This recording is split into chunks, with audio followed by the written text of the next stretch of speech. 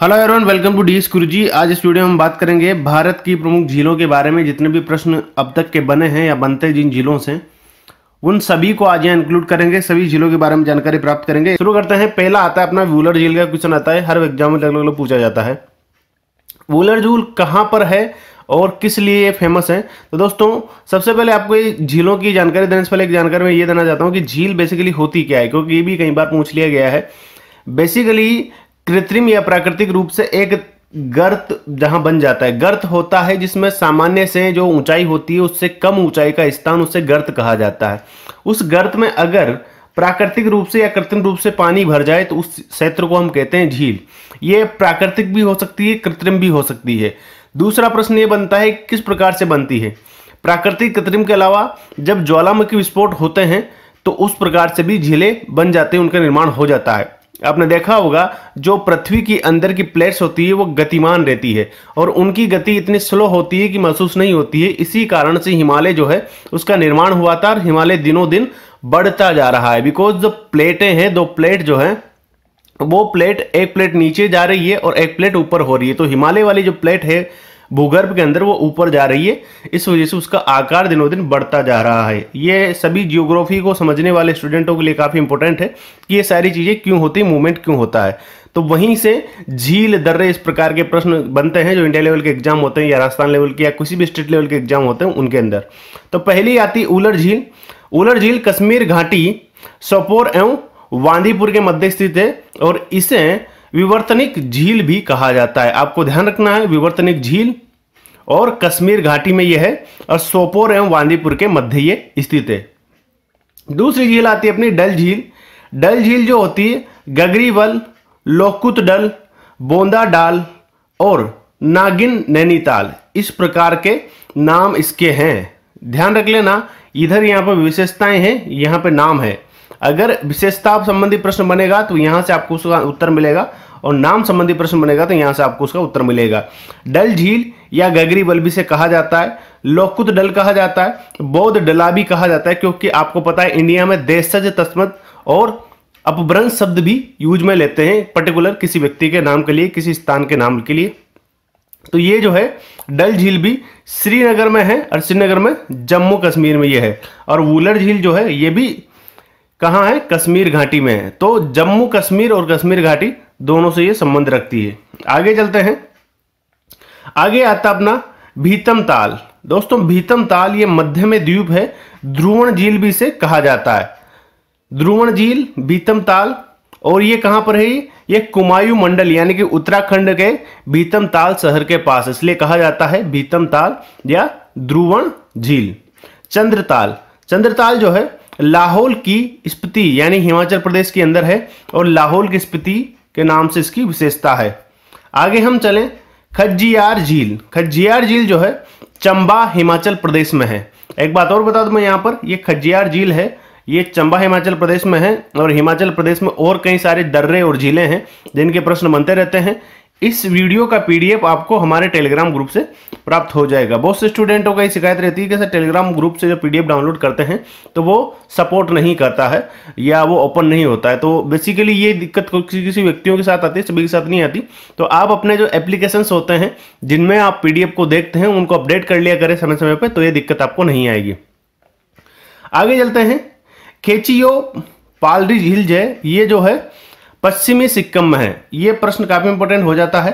खेचियो पालरी झील पश्चिमी सिक्किम में यह है। आगे अपनी झील आती है भोज आंध्र भूमि। दोस्तों, भोज आंध्र भूमि तीनों शब्द एक ही है और ये भोपाल में है। मध्य प्रदेश की राजधानी भोपाल है, वहां पर ऊपरी निचली जिलों के नाम से इनको जाना जाता है। ये विशेषता इसकी है, भोपाल के अंदर आएगी भोज आंध्र झील। आगे अपनी झील आती अष्टामुदी कयाल। दोस्तों, इसे लैंगूल झील भी कहा जाता है। यह कोलम में है, केरल के अंदर स्थित है, केरल राज्य में है, कोलम स्थान पर यह है और इसकी 8 शाखाएं भी पाई जाती है। 8 शाखाएं वाली ये झील है, इसलिए इसको अष्टामुदी कयाल झील के नाम से जाना जाता है। आगे आता है चैम्बर मब कक्कम झील। ध्यान रख लेना, चैम्बर मब कक्कम झील, इसको चेन्नई की जलापूर्ति का श्रेय भी दिया जाता है या चेन्नई की जलापूर्ति वाली झील भी कहा जाता है। और ये कहां पर है? चेंगपट्टू तमिलनाडु में है। ये नाम आपको ध्यान रखना है, चेंगपट्टू तमिलनाडु। अदपार नदी के उद्गम स्थान पर यह बनी हुई है। आगे चलते हैं, जयसमंद या डेबर झील। राजस्थान के कई एग्जामों में यह प्रश्न पूछ लिया गया है, पहले भी आगे भी पूछ लिया जाएगा। जयसमंद या डेबर झील जो है ये उदयपुर राजस्थान के अंदर है और सबसे बड़ी कृत्रिम झील यह है। ध्यान रख लेना इसकी विशेषता क्या है, ये सबसे बड़ी कृत्रिम झील है और इसका नाम है जयसमंद या डेबर झील इसे कहा जाता है। आगे आता है हुसैन सागर या हिमायत सागर। ये दोस्तों मूसी नदी पर है ये झीलें और हैदराबाद आंध्र प्रदेश के अंदर ये है। तो विशेषता आपकी हैदराबाद आंध्र प्रदेश इसकी आ जाएगी और नाम इसका है हुसैन सागर या हिमायत सागर। कई बार एग्जाम में पूछा गया है कि हिमायत सागर कहां से बिलोंग करता है या कहां पर है या कौन से राज्य में ये इसका उद्गम स्थान है या ये क्या है, दर्रा है, झील है या और कोई वस्तु है।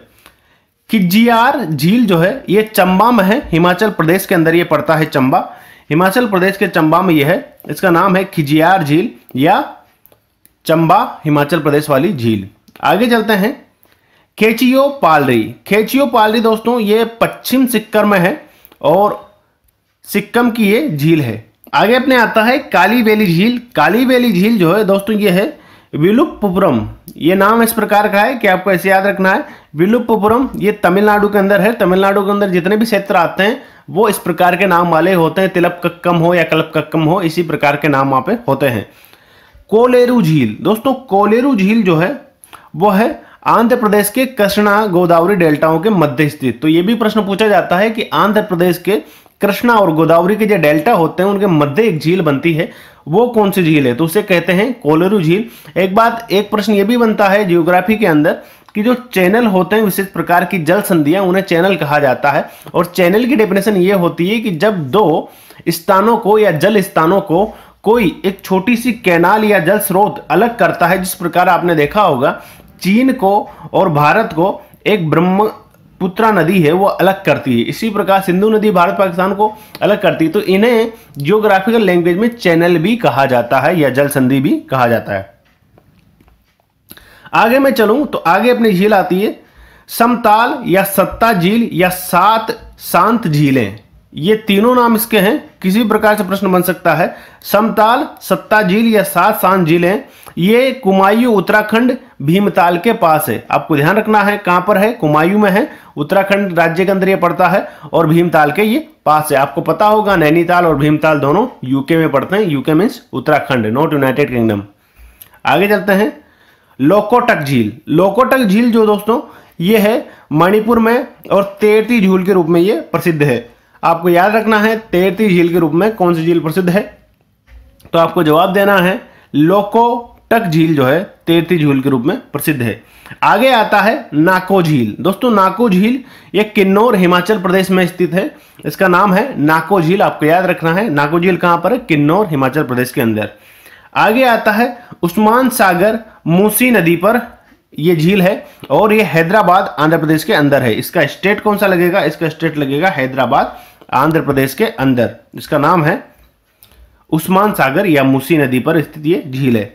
सांबर झील है, सांबर झील के बारे में अंतर्राष्ट्रीय महत्व की आंध्र भूमि वाली सूची में शामिल है और ये सांबर झील के बारे में कई बार प्रश्न बन जाता है। ये नमक की सबसे ज्यादा पैदा होती है, यहाँ पे पैदावार होती है और ये जयपुर राजस्थान में है और जयपुर जिले में पड़ती है। जो लोकल राजस्थान का निवासी होता है उसे लगता है कि नागौर में पड़ती है, लेकिन होता क्या है जिला तो जयपुर लगता है, सीमा जो है पास ही की ये नागौर की लगती है। तो नागौर जो है ये झील खत्म होते ही जैसे स्टार्ट हो जाता है, ऐसा माना जाता है कि ये पड़ती जयपुर के अंदर है, लेकिन सबसे ज्यादा पास अगर इसके कोई जिला है तो वो है नागौर। जयपुर हेडक्वार्टर डिस्ट्रिक्ट से इसकी जो है दूरी काफी ज्यादा है, जबकि नागौर से ये पास में पड़ती है। तो आपको ध्यान रखना है ये जयपुर जिले के अंदर है और इसे कहा जाता है सांबर झील।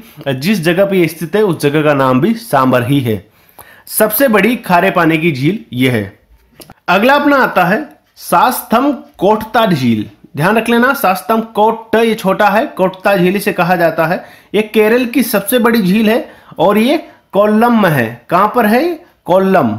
आपको याद रखना है, दो बार ल आ रहा है, कोल्लम में जो झील है वो अलग झील है। आगे चलेंगे रूपकुंड झील। दोस्तों रूपकुंड झील जो है ये उत्तराखंड में है और सन 1942 में कंकाल मिले थे इस झील में। ध्यान रख लेना 1942 की ये बात है। आगे चलते हैं पोन गोंगसो। दोस्तों पोनगोंगसो नाम से प्रतीत होता है कि ये तिब्बती भाषा का नाम है। एक प्रकार से जो चाइनीज लैंग्वेज होती है या तिब्बत वाली या भूटानी जो लैंग्वेज होती है उसमें इस प्रकार के शब्द यूज में लिए जाते हैं। तो पोनगोंगसो ये लद्दाख जम्मू एवं कश्मीर में स्थित एक झील है। अगला अपना आता है पुलिकट झील। दोस्तों पुलिकट झील जो है ये स्थित है, पुलिकट झील ये स्थित है आंध्र प्रदेश तमिलनाडु की सीमा पर ये स्थित है। तो आंध्र और तमिल की सीमा पर अगर कोई झील स्थित है तो उसका नाम है पुलिकट। आपको याद रखना है पुलिकट झील, क्योंकि यह पूछा इस प्रकार से जाता है कि आंध्र प्रदेश और तमिलनाडु की सीमा पर जो झील बनी हुई है उस झील का क्या नाम है। आगे आता है पुष्कर झील। पुष्कर झील दोस्तों ये पुष्कर स्थान है अजमेर जिले के अंदर, वहीं ये पड़ती है और ये इस वजह से भी फेमस है क्योंकि पुष्कर के अंदर ही एकमात्र ब्रह्मा जी का मंदिर है और काफी ज्यादा फेमस स्थान है राजस्थान का, काफी ज्यादा टूरिस्ट यहाँ पर आते हैं। आगे चलूं मैं तो रेणुका झील जो है ये सिरमौर है हिमाचल प्रदेश के अंदर, इसके अंदर ये है। आपको पता होना चाहिए रेणुका झील के बारे में, पूछ लिया जाएगा तो आपको ये आंसर देना है। अगली झील अपनी आती है तवा वोईर जलाशय। दोस्तों तवा वोईर जलाशय जो है इसके बारे में अगर प्रश्न आए तो आपको बताना है ये मध्य प्रदेश में है और मध्य प्रदेश में कहां पर, ये होशंगाबाद के अंदर ही है। अगला अपना आता है सोंगमो झील। सोंगमो जो झील है और दोस्तों हिमानी टारन झील के नाम से भी जाना जाता है और ये गैंगटॉक सिक्किम में है। कई पीसीएस एग्जामों में ये प्रश्न बना हुआ है कि गैंगटॉक सिक्किम में जो झील है उसका नाम बताइए, तो यहां पे आपका आंसर होता है संगमो झील, ये हिमानी टारन झील है। आगे आता है दीरानम झील। दोस्तों दीरानम झील जो है वो कुंडलोर तमिलनाडु में स्थित है। आगे हम देखें बेबानत झील जो है ये कपाल झील के नाम से फेमस है और ये केरल के अंदर है। आपने देखा होगा केरल और आपका जो है यूके यानी कि उत्तराखंड, उसमें झीलों की संख्या अपेक्षाकृत ज्यादा है। आगे हम देखें विरन पूजा झील जो है ये कोचीन में है, ये भी केरल के अंदर ही स्थित है। आगे लास्ट वाली झील जो आती है वो आती है वेम्बानट्टू। वेम्बानट्टू झील जो है वो है कोट्टायम में, ये भी केरल में ही है। इनके नाम कुछ ऐसे हैं जो आप 4-5 बार रीड करेंगे तो आपको याद हो जाएंगे, पहली बार पढ़ने में ये नाम याद नहीं हो सकते। दोस्तों आगे कुछ बहुत महत्वपूर्ण जानकारी यहाँ पे दी हुई है। तटवर्ती क्षेत्रों में बाली बुत्ती के जमाव से जो झीलें बनी हुई होती है, तो यहाँ पर तटवर्ती क्षेत्रों में जो झीलें बनती हैं वो ज्यादातर लेंगुन झीलें ही होती है। चिल्का, पुल्लिकट, बेम्बनाद वो अष्टमुखी झीलें लेंगुन झीलें हैं। आपको ध्यान रखना है चिल्का, पुल्लिकट, बेम्बनाद अष्टमुखी झीलें कौन सी है, लेंगुन झीलें हैं। इन्हें केरल में कयाल भी कहा जाता है। लेंगुन झीलों को क्या कहा जाता है, कयाल कहा जाता है। प्रश्न यहीं से बनेगा डीप से। पहाड़ी क्षेत्रों में भूस्खलन से भी झीलें बनती है, मैंने आपको बताया भूस्खलन से भी झीलें बनती है। गढ़वाल की गोहना अलकनंदा जिसे कहा जाता है, झील सेलपात से बनी है। ये किससे बनी है, ये सेलपात से बनी हुई झील है अलकनंदा, गढ़वाल की जो गोहना झील है। इसके अतिरिक्त अगर मैं बात करूं, लंबे समय से मनुष्य भी अपने प्रयासों से झीलों के निर्माण करते रहे हैं और आपने देखी होगी डेबर झील जो थी वो कृत्रिम झील है जो उदयपुर में स्थित है। तो आप देख सकते हैं बहुत इंपॉर्टेंट ये प्रश्न थे और हर एक एग्जाम में डेफिनेटली पूछे जाते हैं।